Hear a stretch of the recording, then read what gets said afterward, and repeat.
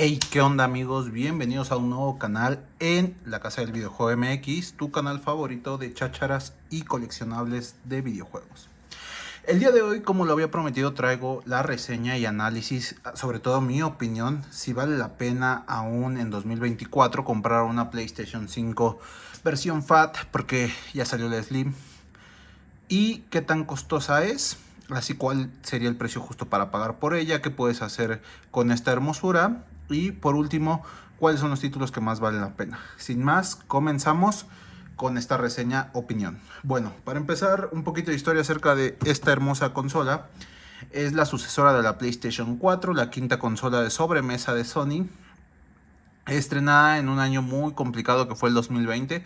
Todos sabemos lo que pasó en el 2020, por lo cual hizo que se escaseara y en cierto punto fuera codiciada, más que la Xbox Series X y Series S, por lo que la Play 5 se volvió un mito, al menos en Latinoamérica. En Latinoamérica era muy difícil poder conseguir una de estas y verlas en lugares como Walmart, Coppel o Electra en México era súper complicado porque todas estaban agotadas y era sobrepedido. La preventa inició en línea, claramente por la época que vivíamos, y se agotaron. Entonces, hoy en día esta consola se ha abaratado un mundo.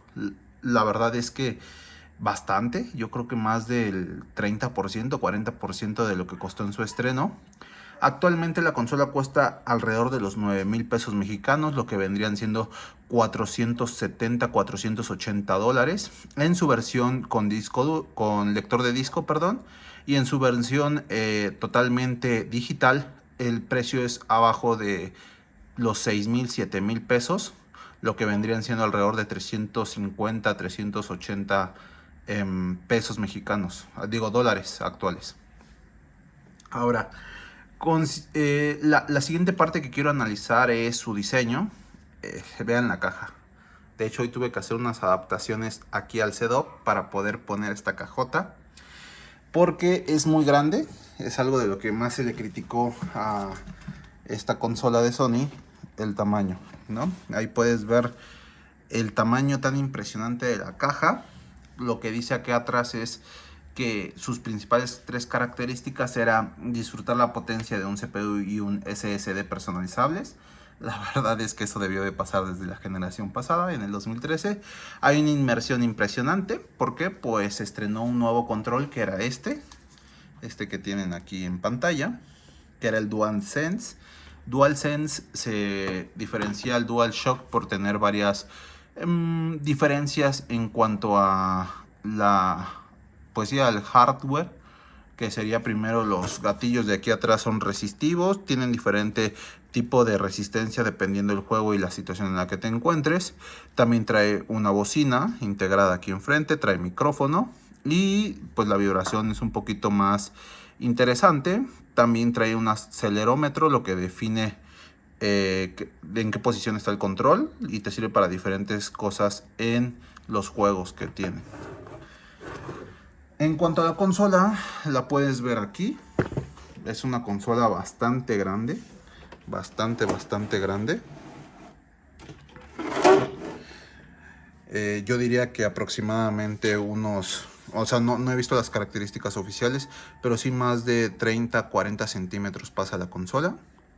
Esta es la versión con lector de disco. En cuanto a almacenamiento son 825 GB los que dispones. Claramente menos, como 640 por el sistema de PlayStation. Y bueno, en cuanto a catálogo de juegos, que es lo más interesante de una consola, o a mi parecer es lo mejor que puedes ponerle a una consola más allá de todas las características multimedia que tienen, creo que ha quedado de ver. La generación en todas las consolas ha quedado de ver, tanto PlayStation, Xbox y Nintendo pues sigue con la Nintendo Switch, por lo cual no la considero de esta generación. Ha quedado de ver bastante porque han sido puro remasterizado, ha sido puro remake, han sido refrito del refrito del refrito, y eso en un punto nos aburre. A todos nos ha aburrido volver a jugar The Last of Us. Le hicieron un remaster a un juego de Spider-Man que estrenaron hace menos de 5 años. O sea, la verdad es que sí ha sido algo complicado el escribir el catálogo de juegos en PlayStation 5, porque no hay uno que te llame la atención fielmente, al menos que seas muy fijado en los gráficos, que para estar fijado en los gráficos en esta consola debes de tener una pantalla 4K con una resolución muy buena y que aparte tenga mínimo 120 Hz de actualización de pantalla para poder disfrutar los juegos de manera interesante con la Play 5. Entonces súmale unos 15,000 pesos más a tu presupuesto si quieres jugar en la mejor experiencia. Si no, te puedes esperar a jugar The Last of the Us parte 2 en PlayStation 4 con una pantalla sencilla, te ahorras más de 3,000, 4,000 pesos. Por eso es que yo critico mucho esta generación. La verdad, no hay juegos que te llamen la atención. Si acaso el Mortal Kombat nuevo, el reboot que hicieron de la saga, me parece que fue acertado, pero las críticas no le han ido bien. FIFA 24 lo puedes jugar todavía en PlayStation 4. Call of Duty Warzone lo puedes jugar todavía en PlayStation 4. Fortnite lo puedes jugar en PlayStation 4. Claramente, repito, si buscas gráficos, pues sí vas a notar una diferencia, pero para eso debes de tener una pantalla que mínimo valga la pena para actualizarte a esta generación. Si no, no hay algo pues destacado que digamos que PlayStation 4 no tiene, ¿no? Muy poquitos exclusivos hasta el momento de PlayStation 5, 4 años después de que salió la consola. Claro, sé que hay un God of War, sé que hay un Spider-Man 2 y todos los títulos que Sony siempre nos tiene acostumbrados a sacar y a sobre todo romperla, pero en mi particular caso mi opinión más bien no vale la pena esta consola. Si tú la buscas para una inmersión de juegos nuevos, si buscas una mejora de gráficos, totalmente sí, hay mucha diferencia contra PlayStation 4, inclusive contra PlayStation 4 Pro, también yo sentí la diferencia en gráficos. Siempre y cuando tengas la pantalla la vas a disfrutar bastante. Conclusión, en pleno 2024 vale la pena tener una pantalla que valga tanto para esta consola.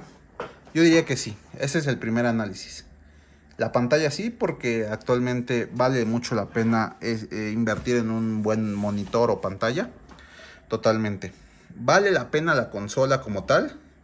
También te diría que sí, siempre y cuando compres la versión sin bandeja. Yo la compré y nunca la he usado, puro juego digital compro.